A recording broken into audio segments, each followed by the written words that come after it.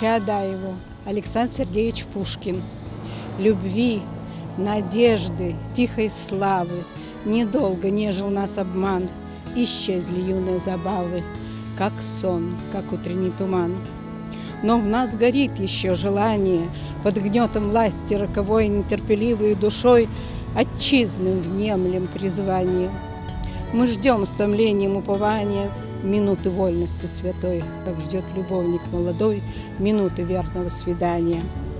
Пока свободою горим, пока сердца для чести живы, мой друг, отчизне посвятим души прекрасные порывы. Товарищ, верь, взойдет она, звезда пленительного счастья.